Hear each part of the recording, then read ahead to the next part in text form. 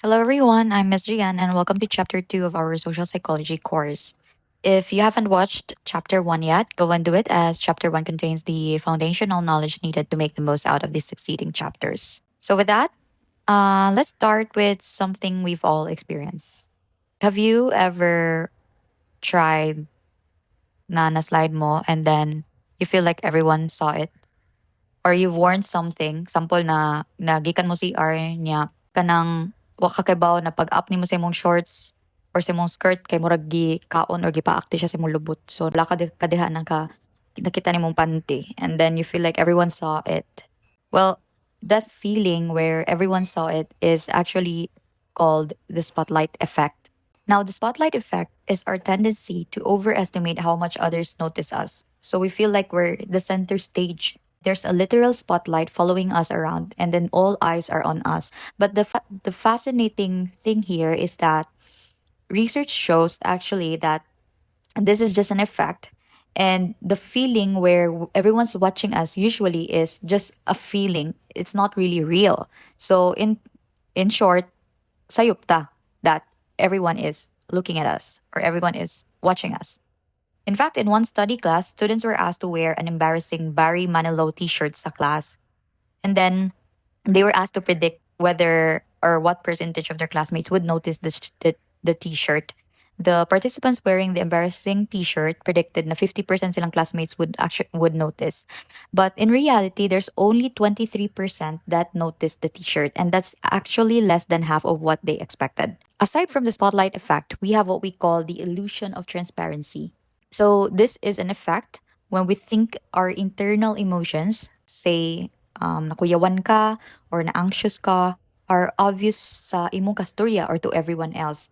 But again, what feels crystal clear to us is often invisible to others. So I want you to recall when you were doing a public speaking in front of the crowd, or example, during Google Meet, when you answer, we try to answer and you feel like everyone is listening, where in fact only three, five people is paying attention during Google meetings. So that is an illusion of transparency. And you feel like kung magstorya mo, madunggan ang kurug-kurug sa inyong tingog because of your nervousness. But in reality, none of maybe a little bit of people can notice it, but eventually most of it would not notice it. So that's the illusion of transparency. So this also connects to social anxiety, that we often worry about the scrutiny of others na wala jud di ay in reality naa. So now let's move on to the interplay between ourself and our social world. Now, the relationship between ourselves and our social world isn't one way, it's more like they're dancing together. Each partner influences the other constantly.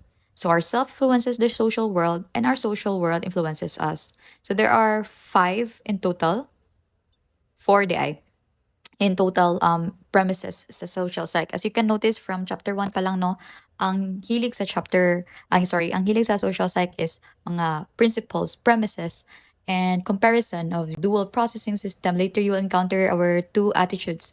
A lot of that, a lot of that kind of categorization sa social psych. But going back, our social surroundings shape how we see ourselves.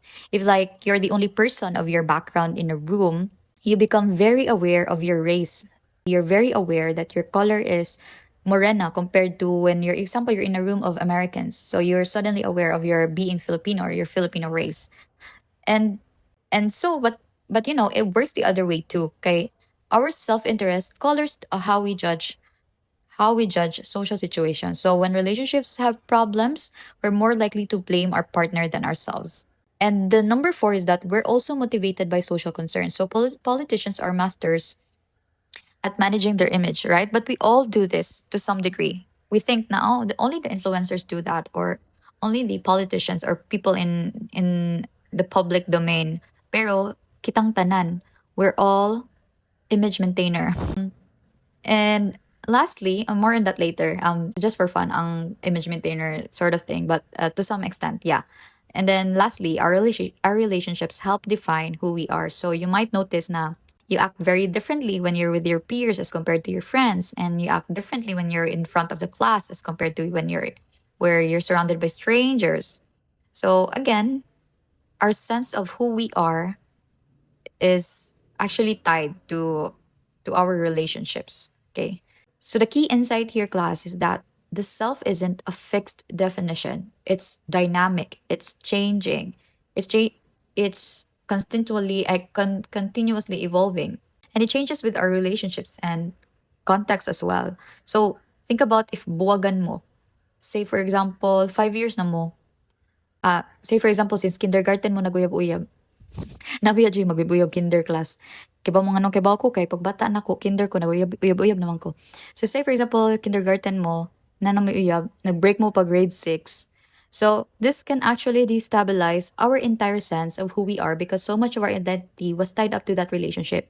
So Suma total, the self, the I, is our central organizer. It helps us remember our past, assess our present, plan our future. It allows us to set long term goals and control our behavior as well. But it can also be a problem when we become too self focused or, what we call egocentric. So let's move on to self concept and self schemas. What's that self concept? Your self concept is basically the specific beliefs you have about who you are. So if I ask you to complete this sentence, I am blank, chances are those answers would give me a sneak peek or a glimpse into your self concept. So this is mine. For example, I am a daughter, I am a teacher, I am an artist, I am a lifelong learner, and I am a good friend. Okay, so these words is a sneak peek, may not be totally define who I am, but it is a sneak peek to one's self concept or to my self concept. So we don't just have random beliefs about ourselves, we organize them into what we call self-schemas. Di ba makakita ninyo na these are a bit disorganized. Dili man nga na random lang ang mga description, like a mushroom that sprouts anywhere. So we have an organizing system that we call self-schemas. So mura ni siya mga mental templates to help us make sense of our world. So let's try to understand that what self schemas. Say for example, you see yourself as an athlete or you're very athletic. That's not just one word or one belief. It's a whole self schema. It's a whole schema that affects everything. How you notice other people's bagtak, how you notice other people's example, inigdagan niya, di ba makita ni mo na, hala, paspas ato niya no. Compared to someone na probably doesn't have a self schema of being an athlete. So in terms of mga sports news, you remember it more clearly. When you're example the Princeton Dartmouth video, your chances are you probably will see violations more or can pinpoint violations compared to someone without an athletic self schema. So again, these schemas are very powerful. They act like filters sa atuang world because when you wake up lang in the morning, you're bombarded with millions of stimuli, and these self schemas acts as filters that will enable us or will allow us to pay attention to what matters to us, to what we remember, and how we evaluate both ourselves and others. So if someone has a smart schema, they'll be drawn to more intellectual conversations and remember mga academic successes more vividly. This is also connected to vision boards or value tagging. The moment you create vision boards class, dili na siya magic.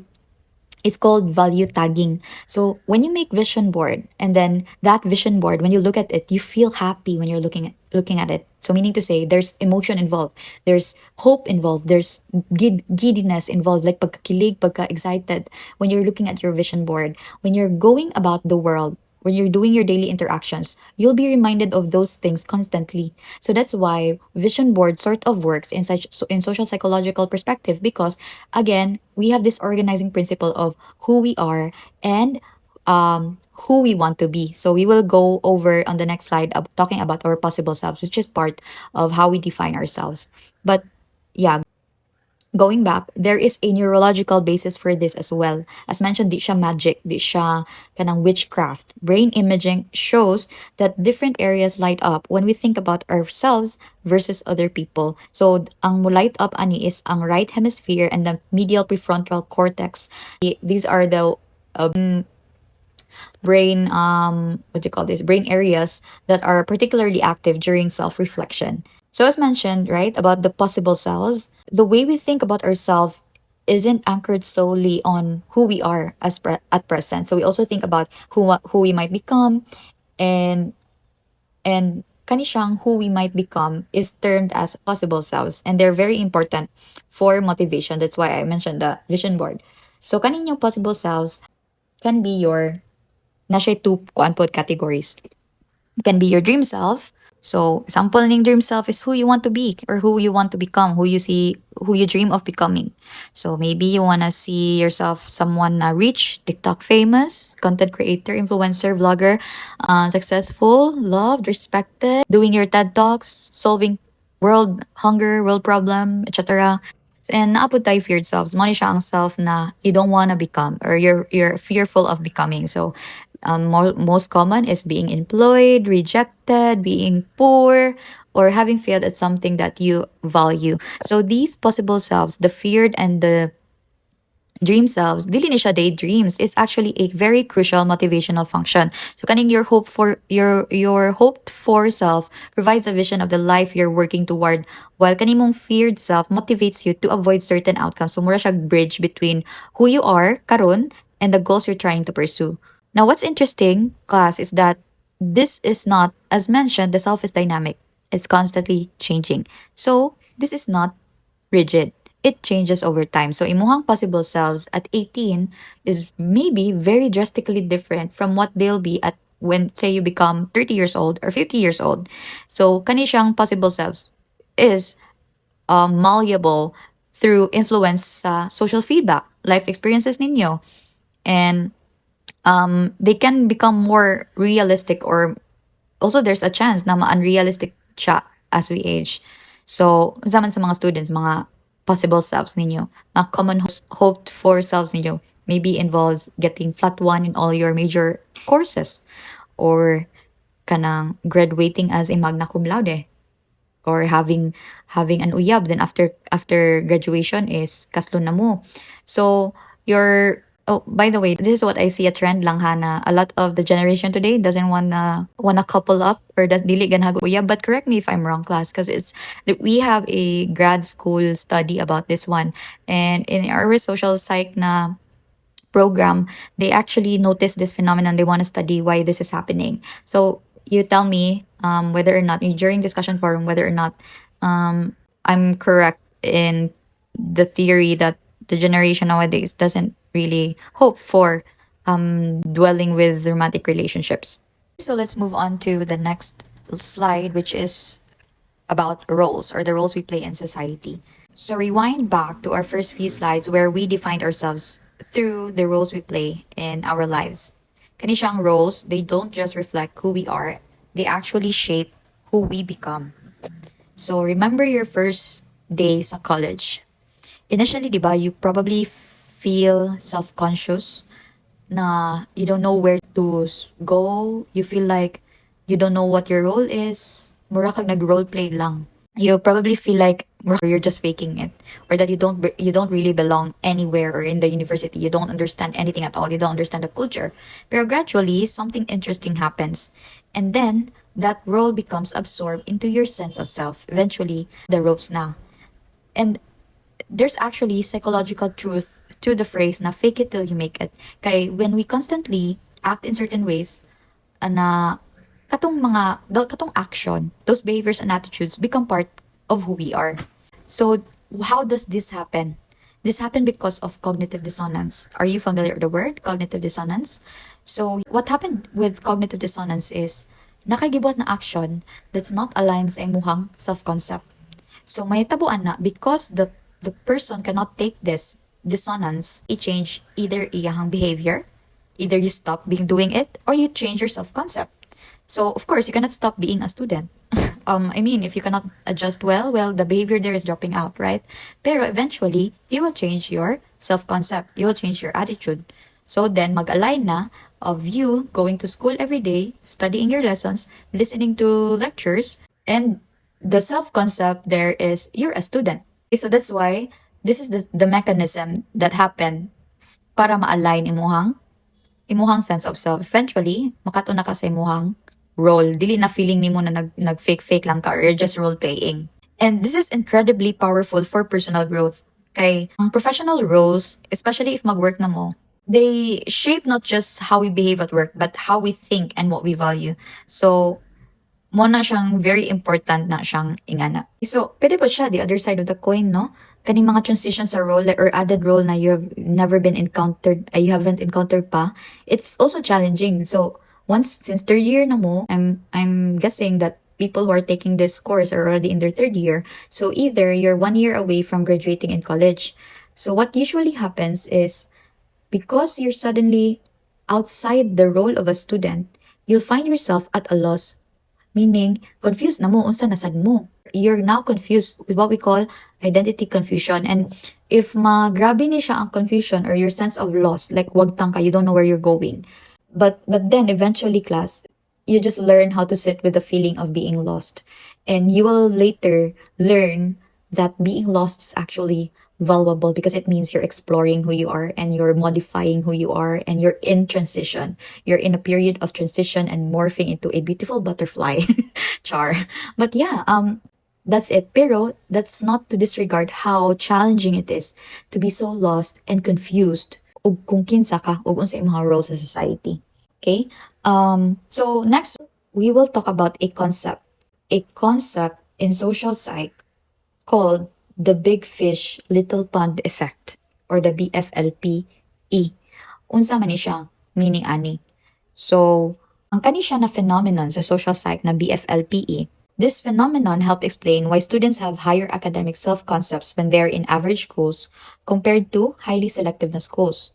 So, Bisaya pa, when you were in your small town, dali ra kay nimo na-achieve ang valedictorian na status or ang 99 plus na grades, like mag-straight pa nag 99 imong grades, di ba? Essentially, you are the big fish in a small pond, the pond being your school or your town. But then, you went to Cebu City, you enrolled in a state university that's quite big, has 8 campuses, where there are various people from all around the country, then suddenly you feel like achieving a grade of flat 1 is very hard to achieve. So kani, you became a small fish in a big pond. So what does this mean? It's not really about your real performance or your real capability. Suddenly ba nibugo lang ka? No. It's about relative performance. So, ang someone na B plus na student, say, average student scoring around 80, 85, might feel great in a context na naa lang siya gamay na comparison to the others, small pond. But again, this same B plus student, again, they would feel great in a small pond, but if put in a bigger pond, they would feel inadequate even though their actual ability is not changed. Just really the comparison. Why is this happening? According to social comparison theory, nag-develop ni Leon Festinger, we define ourselves relative to others around us. So we make 3 types of comparisons. The upward comparison, the downward comparison, and the lateral comparisons. Unsa ning upward comparisons? Mali siya ang us comparing ourselves to people that we believe are doing better than us. So it could either motivate us or make us feel terrible about ourselves. So it's when we compare celebrities, influencers, same maybe some imong mga idol, no, someone you look up to.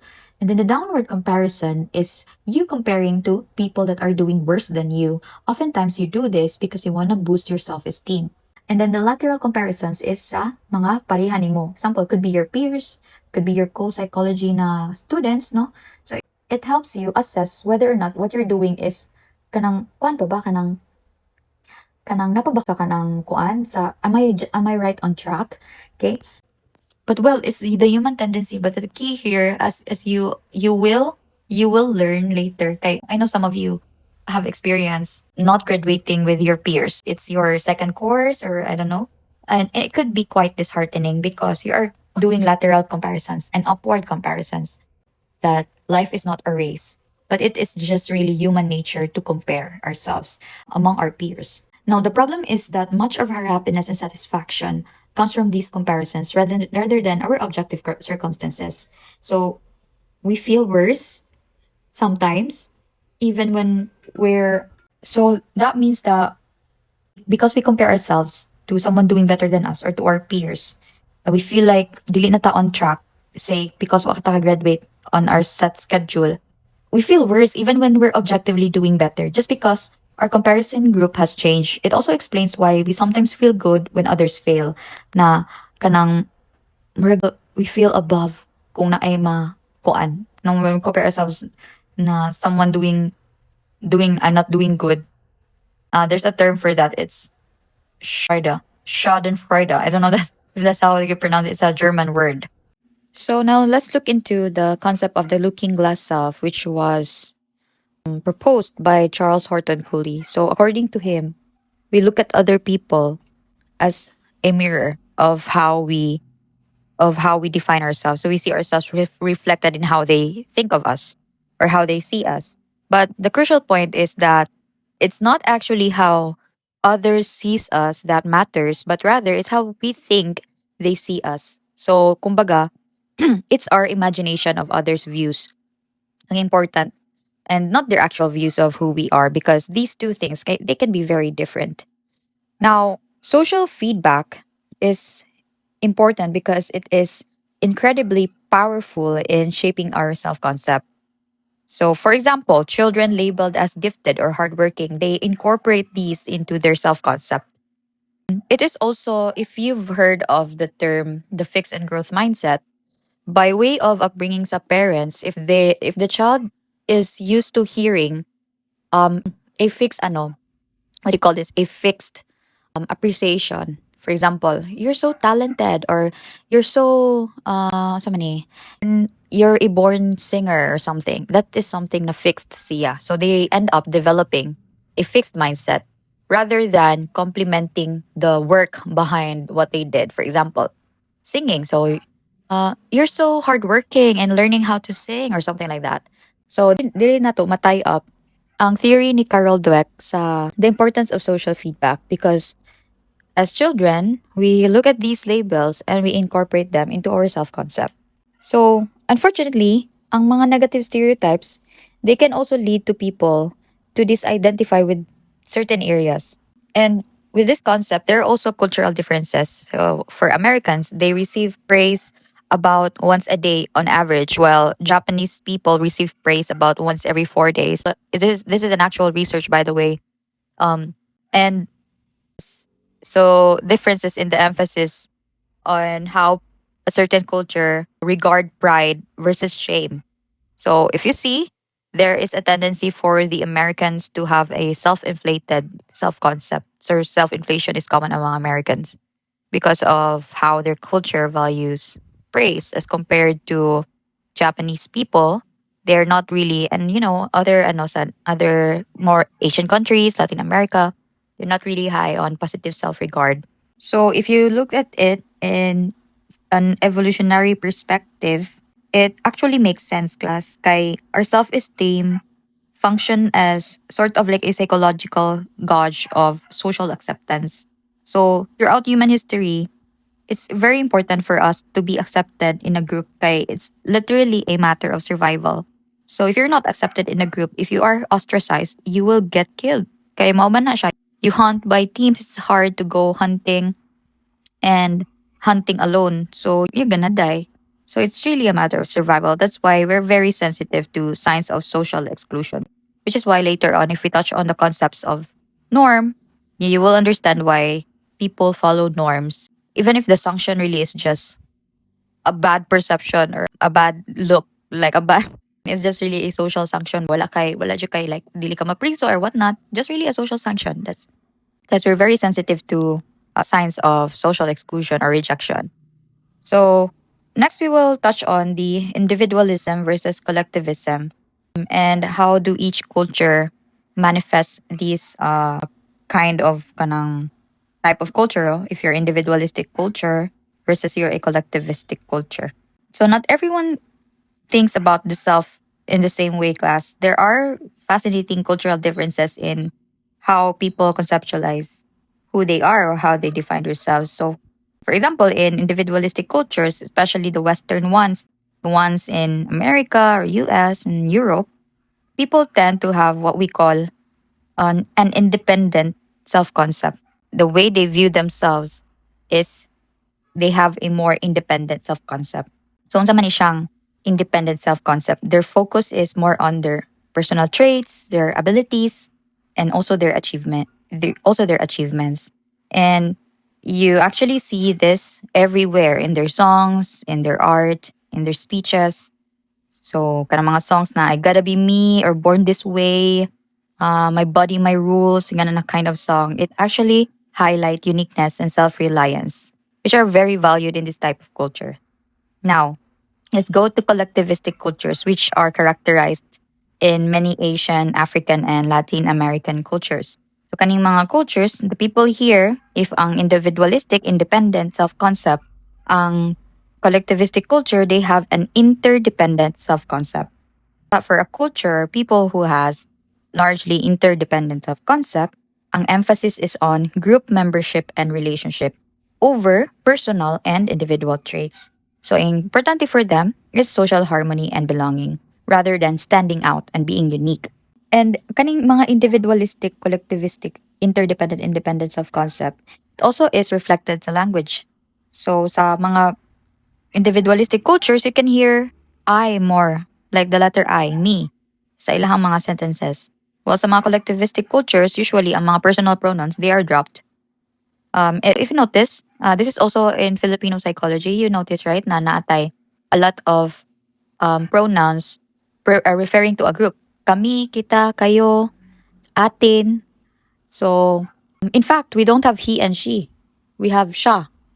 So, that is a reflection of how that is an example of how a collectivistic culture is reflected in one's language. However, important to note ni siya class na the culture again is also dynamic. It's also changing. So as you can see, because of globalization, even if you're in a collectivistic culture, you will be met with a lot of individuals na individualistic or na independent self-concept. Kaya over time, mang good, younger generations, according to research as well, they're becoming individualistic or they're adopting an individualistic culture. And this is a phenomenon often associated with globalization and development sa economy. And it's very important po to remember na kanang you're not gonna stereotype the whole country. For example, mo na kanak China is a collectivistic country. So everyone there must have an interdependent self-construal or an interdependent self-concept. You don't do that. Kay again, within a culture, you always remember there is a variation sa individual. There will always be individual variation within that culture. So again, this is just general tendencies. It's not a rule that apply to every individual. When you meet research saying that this country is collectivistic, they're just talking about the average population, not really examining the individual person per se in that country or in that certain area. Now let's go over the cultural differences in cognition and thinking patterns because there are cultural differences too. It goes beyond just values. Kaning cultural differences, they actually affect how we perceive the world. So say for example, East Asians think more holistically. So if you're gonna compare an East Asian and a Westerner in their terms of thinking, is East Asians are gravitated towards holistic thinking while Westerners are more analytic in thinking. Usa man ni siyang holistic and analytic, miss. Ang holistic, they focus on relationship, context, how things connect to each other, while ang kanang analytic thinking, they focus on certain aspects of objects in isolation, or they just focus on specific objects. So I'm gonna give you an example. This is also a research that's been conducted already wherein East Asians and Westerners were asked to group three objects. So there's a monkey, there's a panda, and then there's a banana. So what they found out is that East Asians are likely to group the monkey and the banana together. And then the Westerners, they're likely to group pandas and the monkeys together. Now, if you look at it, why man? You look at the holistic versus analytic thinking. The East Asians looked at the relationship between the banana and the monkey because a monkey eats banana. That is a relational thinking of object. Pero ang Westerners, they group the monkey and panda because both are animals, so very categorical. They're looking at a specific element sa pag-group, which is na both are animals and the banana is a food. So I group the monkey and the banana together. So dara pa lang daan ana siya differences. So kaning thinking class, it also shows in how different, kaning cultural variations also translates to perceptual differences in how they perceive things. So for example, Japanese people tend to look at a scene, like the environment, like the view, and they remember about 60% sa background details ana na kanang scene. And then the Americans, they just focus on a central object, a certain subject in that picture. So even sa social perception, there are cultural variations. So, para sa mga Japanese people, when they're rating someone's emotions, they also look at the other surrounding that person and they're gonna rate emotion na ilang gi-rate ng emotion. So, ilang gi-consider ang not just the person that they're tasked to rate the emotion, but also the surrounding people. Pero ang Americans, they're just really focused on the individual. Now, these aren't better or worse way of thinking na mga mas nice di ay ang Japanese kay very relational and they consider others. No, they're just different approaches to understanding and perceiving the world. And again, there are probably different advantages and disadvantages per situation kaning mga type of thinking. Where man ang holistic thinking advantages, where is it na disadvantages? And also, where man ang analytic thinking advantages and when man siya disadvantages. And another thing to consider is that the book highlights research only from known Asian countries. So research about Filipino social psychology is quite rare. And that's one thing to look at. Are we really analytical in thinking? Or do we adapt like our Asian neighbors' holistic thinking? Do we follow them? Because the Philippines in its setup is unique. Kaya we're conquered by a lot of countries ba yan? And remember, there's a period wherein we're conquered by US. So that could take effect to something. So that's interesting to look at. So we're done now with cultural differences. Let's move on to our limitations sa self-knowledge. We think we're so aware and we know ourselves always, but according to research, we actually have limitations in how we assess, predict, and understand ourselves. So there are times where we don't know why we feel the way we feel or we act the way we act. Why do we do things? What's the reason behind it? We try to come up with an explanation, pero most of the time incorrect siya. Mura tag gama og storya sa ato ang kuan ba. Like we try to rationalize whatever is going through sa ato. And according to research, when we try to explain our behavior, we frequently get it wrong. So what happens if we try to explain it? Where do we get it wrong? So ang tendency sa people or human is we dismiss important variables and factors and then we inflate those that are irrelevant. So for example, people might blame their bad mood on their life problem, where in fact it's just because they didn't drink water or they lack sleep or it's because it's raining very hard. So they misattribute their bad mood to saying na, my life sucks. Yan na ba? Like, it's end of the world. My life sucks.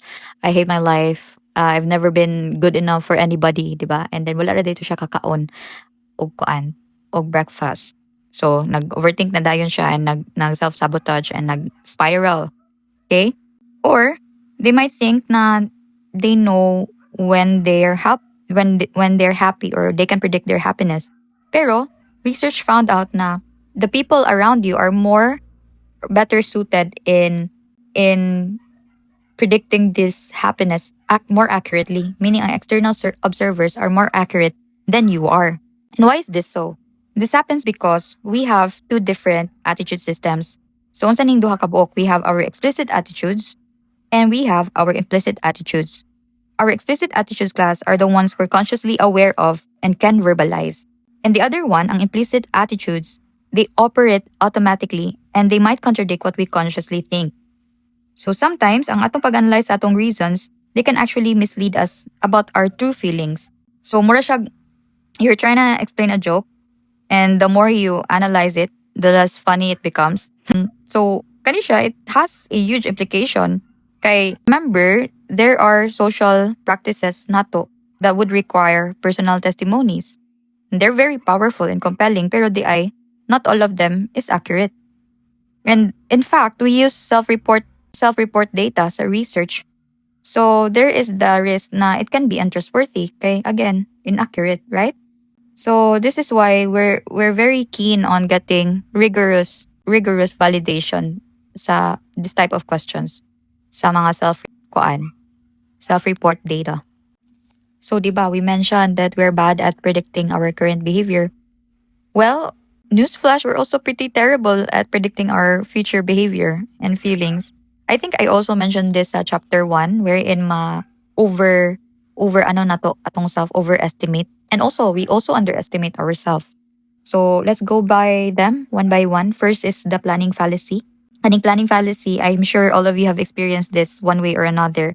So Diba, you've experienced na you're writing down your goals and say, I can finish 4 of these in one day. Ang ending usara imong nabuhat because you underestimate the gravity of that one task. It actually took you almost the whole day, say, to make a PowerPoint presentation in your reporting. Or nya human imong gibutangan og nagbaha-baha na imong checklist din ha. Clean the room, feed the dogs, manglaba, na nya imong nabuhat is katurang imong PowerPoint presentation because you underestimated the time it needed for the task to be completed. That is the planning fallacy. And ang style ana class is when you plan, you you always put times 5. For example, mo ana mo, this will probably take 4 hours ang paghimo ani na kanang presentation. Inyong buhaton i-times 5 gyud na ninyo imong 4 hours or depende, times 3 or times 2. By trial and error, makita na nimo ang actual time it will take for a few tasks, for a certain task. If aware ka every time. So, if nag-count po ka, for example, for day 1, nag-count ka na it actually took you 8 hours. So, the next day, same task, imo na pong gi-count. And then eventually, you got the hang of it. Okay, this does not take 2 hours, it takes 8 hours. Kanina task. Yan na siya, no? Being aware that this planning fallacy occurs would make you a better planner next time. Now, we also overestimate our future self-control. So, ingon sa research, atong roommates, atong friends, they're better at predicting our daily behavior and they're also better at predicting whether or not ang atong current relationship mo last. And this is because we're really blinded. Kaya naman ta inside the circle. But think of it as us being inside the circle and them an outside observer, not involved in the relationship and all the feelings and all the nice things and all maybe the dramatic roller coaster it has. And dili po sila kanang rose tinted glasses sa pagtanaw sa imong partner, especially sa honeymoon phase. So they're better at seeing the red flags sa kana na partner. So that's why they're better at predicting whether or not it will last. Now, we also have affective forecasting problems, meaning ani, it's predicting how we will feel in the future. We're also wrong in this regard. We also sometimes overestimate and underestimate our feelings. Ano man, this is what we call impact bias. Ang kaning impact bias, at we tend to overestimate the intensity and duration of future emotions. So, panalitan. I mentioned this one already. Sample. How do you predict yourself when there is death in the family? Diba usually you feel like dili jud ka survive. You would rather rot in bed for the whole year and year and year until ikaw pud mamatay. That's the kind of thing that you predict. That's affective forecasting. And what you're just doing is you're doing an impact bias.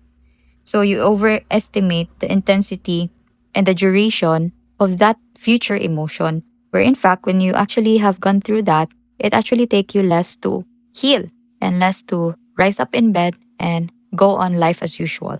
So another example pod, kaning people in a state of sexual arousal or hungry, no, kanang gutom. So have you noticed if mo ato mo grocery store, mas gutom mo, mas daghan mo mapalit? And I've seen this as well. Kay kanang while I was going with my friend shopping, and then na-shock la siya kalit kay yung usual budget sa grocery is 10K. Naabot siya 15K. Kay ni grocery siya, pa siya ni kaon. So igana pa pagka-affect ato ang emotions sa ato ang behavior. And lastly, we also underestimate our psychological immune system. Sa maning psychological immune system, going back to our grief example, this is our ability to adapt and bounce back from both positive and negative events. So, this creates kanishang underestimating psychological immune system. This creates a focusing illusion. So, saan siyang focusing illusion? So, kaning focusing illusion is just we focus on the event but we ignore everything else that affects our happiness. So, actually, while looking at it, no, daghan kay siyang terms niya.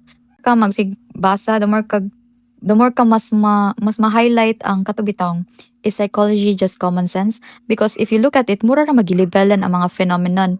And the thing is, you're not, it will, what do you call this? Dili ka ma-aware if wala siya label. Right? So, murag kanang, hala, bitaw sa, it's only when you did the connection. Hala, bitaw, planning fallacy, dito siya. Nahitabo, kay katang I felt bad about myself. Kay akong gi 10 kabuok goals akong giset usaray na hitabo. Ang nahitabo di ato planning fallacy di ay. So it's really human nature. So this knowledge alone, although there is again a critic of social psych right now, they're just labeling things that are already there. Well, yeah. Kay that's the that's the part of the job of a social psychologist is to look at phenomenon and see and observe them and predict them, describe them, right? So, mo na siyang kaana gyud mo na most of it kay gibutangan ra gyud ni mura kag kanang gasuwat og label ba sa kanang spices, turmeric, salt, kani siya kay kanang onion flakes ana mura ra pud na sa psychological phenomenon and it helps na mo you need to describe first before you can predict behavior, right? So, after looking into our limitations, let's now move to discussing what self-esteem is and its nature and motivating power. So, your self esteem class is your overall evaluation of yourself across the domain that matters most to you. And you know what? It's incredibly motivating. Sometimes more than our expectations. Very motivating siya. Why man nakaingan ko? Because in a study, the researchers asked the participants or the students mani kung ang asa ilahang preferred. Is it food, sex, or money, or self-esteem boost? And what they found out is that ang ilang gipili is ang self-esteem boost. So this shows na it's very powerful for us that the for it's very important for us to maintain or enhance our self-esteem. Karon, when our self-esteem is threatened, we try to compensate. So natin mga compensatory behaviors. Behave. natin compensatory behaviors and different na siya for people na high in self-esteem and people na low in self-esteem. Kaning high in self-esteem na people, they usually blame external factors in order to restore their positive self-image.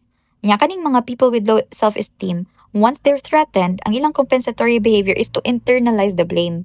So, makabantay mo na mga people with low self-esteem mo na sila kanang ako juning sala nahimo mang sad boy. But yeah, technically, ang once ma-threaten ang self-esteem, compensatory behavior sa high self-esteem is i-blame sa external factors. Example, failed an exam. So, ilang pag pag the way they try to go over it, go around that feeling, kaya na-threaten man because they're smart, diba? Nya na-fail sila sa exam.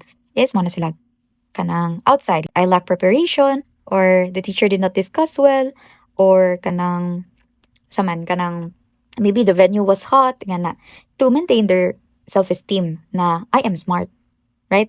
Pero if low self-esteem ka, you're likely to internalize it. So mo na kanang aw kuan o bitaw kay bugo man jud ko good mo nang kuan or kanang kuwang la jud ko kanang wala jud kay motivation na taw nga na kuan.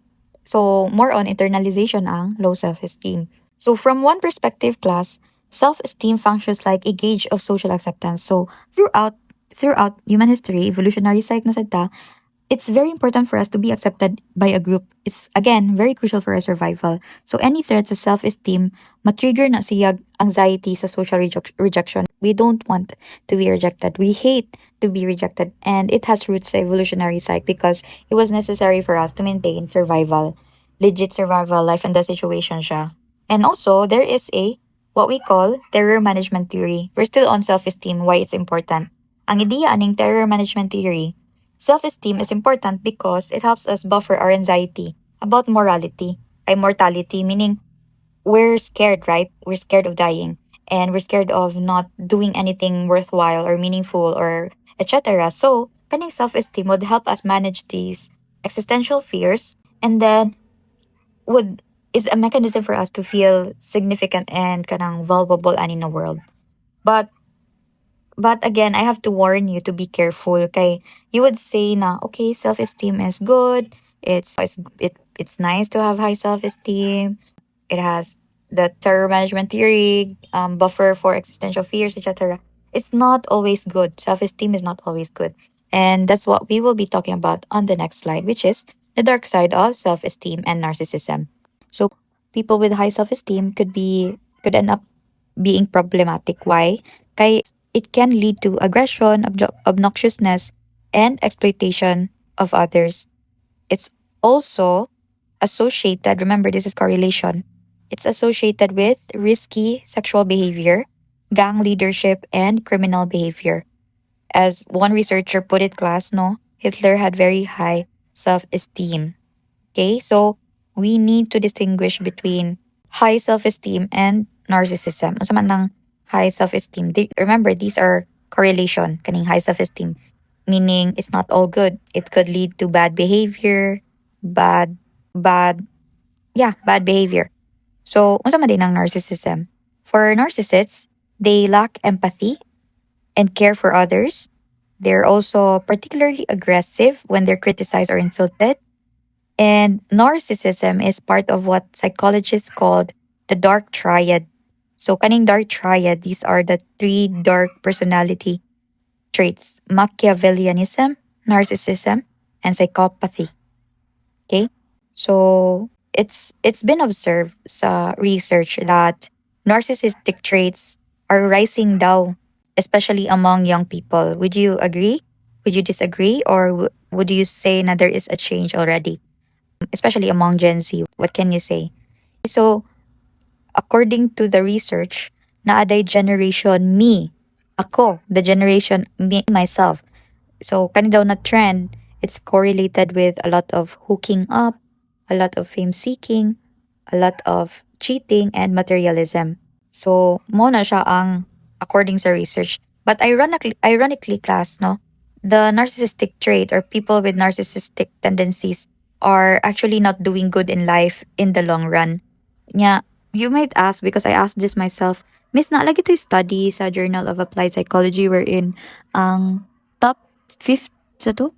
Top 500 CEOs scored high in the dark triad. What you might be referring to is the Machiavellianism na trait.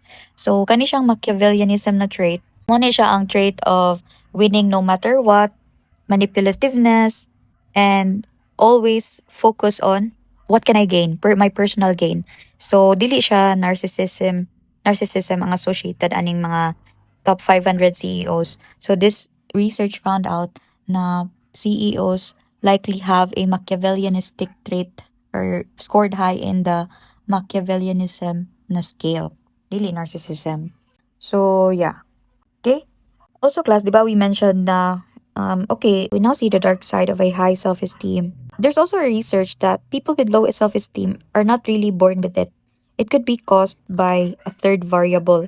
Say they might be abused pagbata, or their parents might have divorced, or they grew up in a very chaotic place or a low socio-economic na kanang place, so it's prone to crime.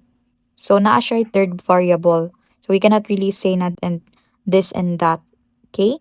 So with this in mind, there are some researchers that argue na self-control is better way to gauge rather than self-esteem. So much better daw ang self-control na variable to focus on in terms of assessing what's effective rather than self-esteem. And lastly, let's look over the distinction between secure and a fragile self-esteem. So, ang secure na self-esteem, it's stable and it does not need constant validation. While ang kaning fragile self-esteem, they depend on mga external validation, like example, like sa Facebook, like sa Instagram, pilay ni share sa iyang story, pilay ni tanaw sa iyang story, and magdepende iyang self-esteem na kung kita siya na ni lower iyahang likes compared to before, mo down na din siya. So, maybe that person has a fragile self-esteem. Kaya again, fragile self-esteem depends on external approval and it can lead to defensive behaviors. Now, we mentioned self-control, right? That the researchers looked at it and it's better to check it out, give more attention to it rather than self-esteem. So now we will talk about self-control and the sense of control that we have over our lives. Kay again, accordingly, these are crucial for our well-being and success. So ika nga no, self-control is kind of like a muscle daw kay it can be depleted with use, but through time or through practice it can also be strengthened. So for example, in this instance, we exert willpower in one situation. The next period of time, we now have a kuan. Kay na-deplete naman ato ang willpower in that one task. We have less available for the next situation. So kani siya na depletion, it can lead to increased aggression, decreased persistence, and etc. But we also have self-efficacy. So kani siyang self-efficacy is our belief in our competence on a specific task. So dili ni siya general self-esteem. It's very specific, no? It's task specific confidence. And it's built through actual mastery experiences and dili lang kay positive thinking na kaya ko to or something. It's because of time and time again you've proven yourself na kaya din nimo. So at first maybe mahadlok ka pero at the back of pero the next time ka na say for example reporting, the next time ka mo report maka na ka na actually I did well pag reporting nako pag introduction to psychology, or when I did my Ella I received good feedback. I'm sure I'm gonna do better this time, I'm gonna do well. That is self-efficacy. It's very task-specific na confidence, and it's brought or it's formed because you actually have experienced it na. Okay?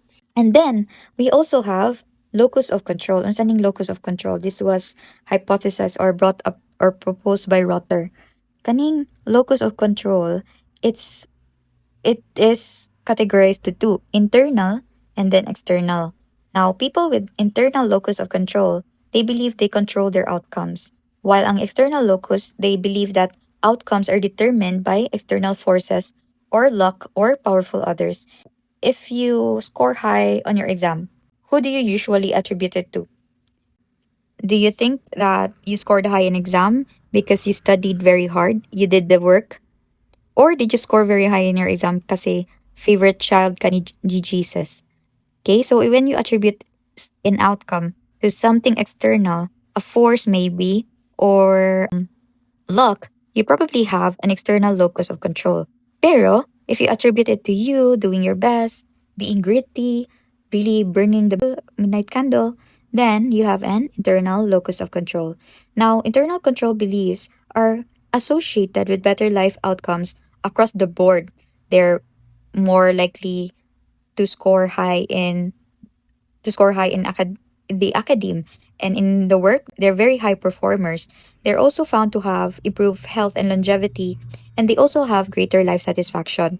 The key insight here, class, is that perceived control, whether or not we believe we can influence outcomes, is incredibly important for our motivation and well-being. So after talking about self-control, locus of control, we'll now look into learned helplessness. Kani siyang learned helplessness concept, it stemmed from a classic research wherein ang mga dogs, they were given electric shocks to which di sila maka-escape from. Then later, when escape is already possible, there's a way for them to go out, they don't even try. So muna siyang learned helplessness. Another example is the elephant, the baby elephant syndrome. Elephants, when they're young, i-chain na sila sa ilahang kanang limb. And as they try to move to go out, dili jud sila ka-come out right when they're baby. Now eventually mudako sila and the chain still stays the same, meaning dili siya stronger than it was in the past, just the same chain. So technically ang elephant makakuha ra gyud siya, like iyang it's if iyang i-force maka-ikyas ra siya, but it does not escape because naka-develop na siya og learned helplessness. Because when the elephant was young, no matter how hard escape niya iyang self, dili man siya makakuan sa chain. So, na siya yung na type of thinking. So, this happens to us as well, to us humans. We can develop these kind of similar patterns. And depression and oppression can create this kind of feeling nato, or what they would like to call the paralysis of will. So, people actually who are experiencing depression or are oppressed, they try to no longer do anything. So they stop trying even when there's already a chance na a chance to do an action. So this is very important na question na I will ask you. What particular social situation can you observe this? Especially the Philippines, right? Because tinadtad ta og mga negative na mga news, and probably media brought us that kind of influence. Some of us now have developed learned helplessness. No matter what we're doing, even if mo adto ta sa streets and voice out and rally, there's still no drastic change or change na worthwhile, right? So it's very timely, especially 2025 with the flood control project issue. How have you observed the Filipinos reacting? Diba there is clamor sa social media. So that's a good sign because people are fighting back. And that indicates nato na any action towards a bigger force developing or doing the work to help to make us develop a learned helplessness na mindset is not successful because we're still clamoring for change. And that better not stop. Let's look into the benefits of control sa humans. So sa nursing homes class, residents who were given choices about their environment showed improved health and happiness. And another example is kanang mga prisoners no, with them giving environmental control, they actually showed less stress. And additionally, workers with decision making autonomy, they report higher morale. And all this indicates that a sense of autonomy, a sense of control of what we can do with our life would navigate towards a trend to better well-being. It's very important ning autonomy concept sa work, and it's also important ning autonomy concept sa education. That's why I don't like it if magsigira og sigira duko ang student and follow lang jud whatever ang giingon sa prof. Okay? I know it's a culture na hard to resist. But you guys, even if silent rejection lang jud mo sa ingani na kanang type of kanang culture, then that's good enough for me. That's why also na I do my best to empower you. That's why sa Ella, kami gipa-design, given mo an opportunity to conduct and design it as you will, ang points na power, kamo po'y magbuot ana. So that's my own way of helping you develop a sense of autonomy and empowerment because it's very important that you develop that. And where were we? So yeah, it's also interesting to note, class, that self-control can actually be trained. So it's been found through research that students who practice self-control in one area improved in other areas as well, or in other disciplines. So for example, exercise programs or students who underwent exercise programs, they didn't just improve sa physical fitness, they also improve sa academic self-discipline nila. So kumbaga, nag-ripple effect siya ang self-control. But then, all this in mind, there is also a cost to having too much choice. Too many options, class, can decrease satisfaction and increase anxiety. So this is what researchers call the tyranny of freedom. And it's very common in modern individualistic cultures.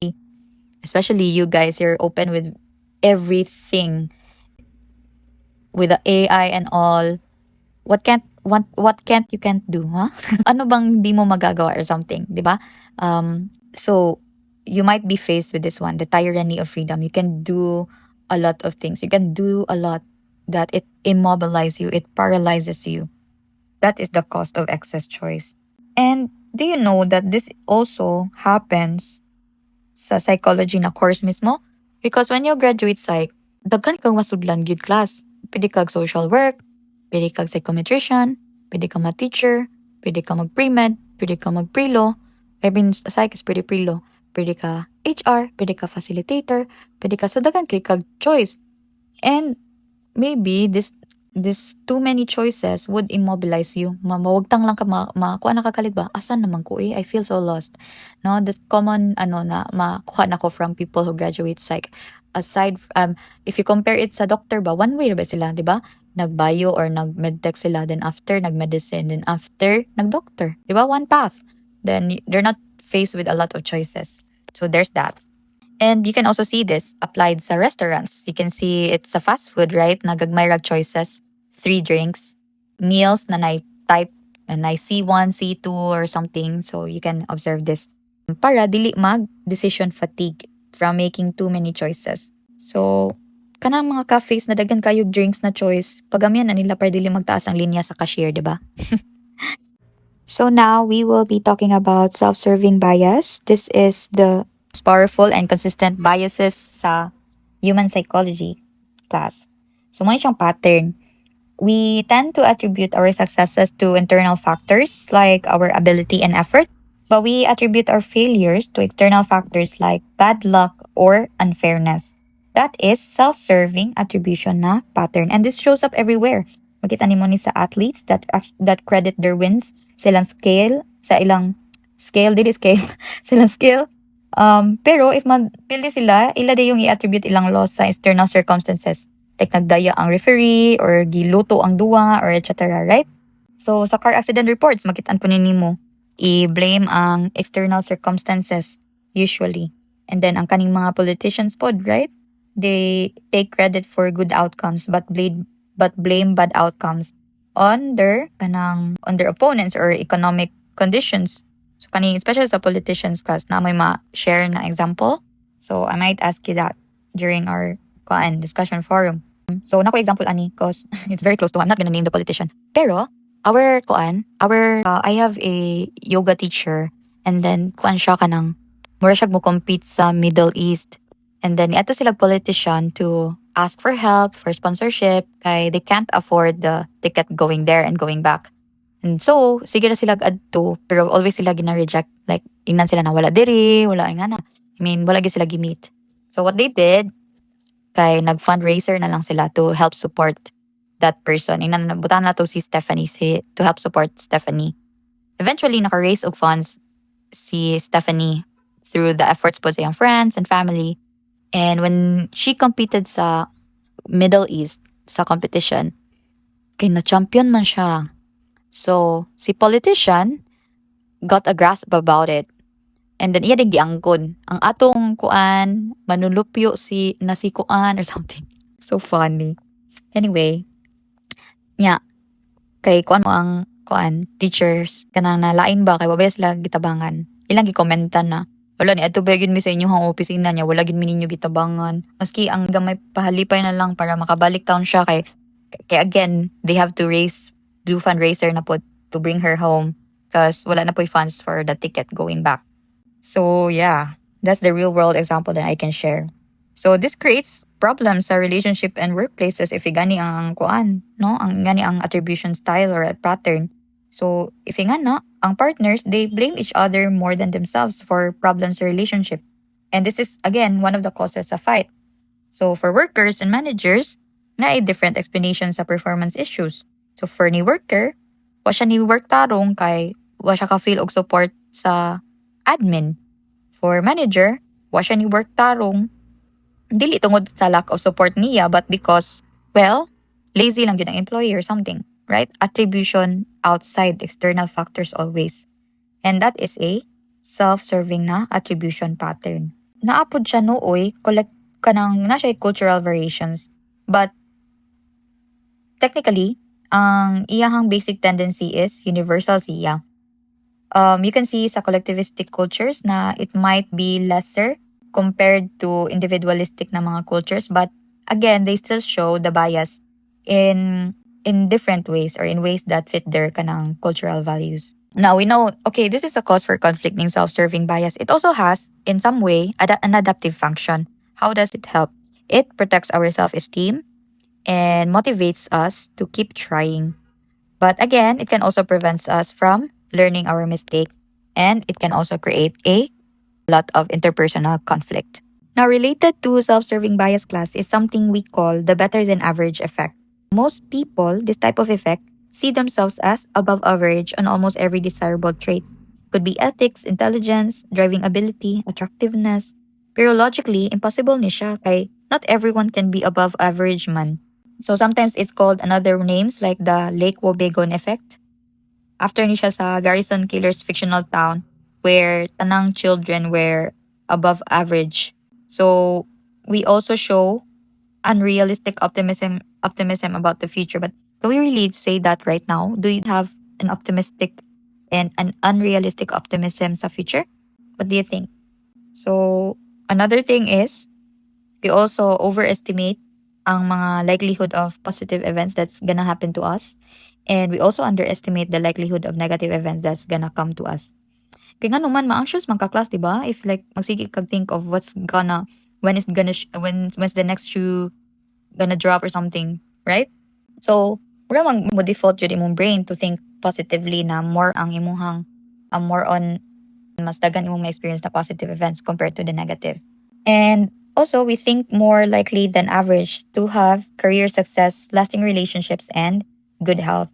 This actually connects to two other biases. We have the false consensus and the false uniqueness. Our false consensus is when we overestimate how much others agree with our opinion. And then kaning false uniqueness, it's when we see our abilities and virtues as relatively rare. So we think na everyone sometimes, but also I'm uniquely honest, di ba? Or kanang I lie, but doesn't everyone? Or versus I'm uniquely talented, nga na siya. And then, okay, yeah. So unrealistic optimism class isn't all bad. It can motivate us and help us bounce back from setbacks, but it can also lead to poor planning and risky behavior. So, for example, people engage in unsafe sex or poor financial planning partly because they think negative outcomes won't happen to them. So the 2008 financial crisis was partly fueled by the belief that housing prices never go down. And this is a form of collective optimism. So let's now move on to our last topic, which is how we present ourselves to others. So we call this impression management, and we all engage in this whether we realize it or not, whether we deny it or not. Doklon ta mo if mo kung ano na we all want to create desired impressions in others and even in ourselves mostly. Pero there's a delicate balance between wanting to look good and wanting to and not wanting to appear boastful. And this is more so especially important sa mga situations na unfamiliar pa. So, kani siyang impression management. It also can lead to self-handicapping. Unsa man ni siya? This is creating impediments para nate excuse if ever mo fail ta. Say for example, pag kuan ako, pag study na ko board exam, nag-work pug ko part-time. So it could be without any kuana, without any needed jud ko mag-work to feed my family or whatnot. I just really had the urge to work at the same time. And this sort of thinking, working while you're studying for something big, is could be a self-handicap para in case ma-fail ko, na ako excuse ba na, kay kuwam ko study good kay nag-work ko while studying, di ba? So, another example, Anna, is when a student parties before exam or an athlete, they might not prepare fully for competitions. So that is self-handicapping. It does protect our self-image, but it also undermines our actual performance. Now, in terms of self-monitoring, people actually differ in level. So we have high self-monitors or so-called social chameleons. Kaya nga naman, they adjust their behavior to fit to different situations. Yung kaning mga low self-monitors, they're more consistent across different situations. Now, ano, it's kaning mga approach, each approach, na siya trade-off between being real, being authentic, and also being adaptable socially. So, mo na siya. And lastly, we have what we call impression management on steroids, which is social media. So we carefully curate our online profiles and images, carefully curate who we want to communicate to the world, who we are. And it's been found through research na narcissistic individuals are particularly active in online self-promotion. But again, we all engage in this to some degree. And that ends our discussion for chapter 2. So what did we learn today? Let's wrap it up in our summary. First is that the self is socially constructed and constantly maintained through our interactions. Our self knowledge, number 2, is more limited and biased than we typically assume. And number 3 is that self esteem and beliefs about control powerfully influence our behavior and well being. We're all subject to self serving biases that protect our egos but can interfere with learning and relationships. And we're constantly managing how we present ourselves to others. So, what's the key takeaway here? Be humble about the accuracy of your self perceptions. Consider class na social context shapes your identity and try to balance self enhancement with realistic self assessment. You also need to recognize that these biases are universal because we're all actually have gone through it. We're all in this together. So, understanding these processes can help us all in therapy, education, the workplace, and our relationships. So, dili ni siya kay we want to let this go for good. No, it's not about eliminating these tendencies. Kay part siya sa human nature. It's about being aware of them so that we can make better decisions and we can understand ourselves better and more clearly. And also others. We can understand ourselves and others better and clearly. And that's it. Thank you everyone for listening with me. I hope you got out and learned a lot from this lesson. And I'd end my lecture here. As always, have fun learning, everyone.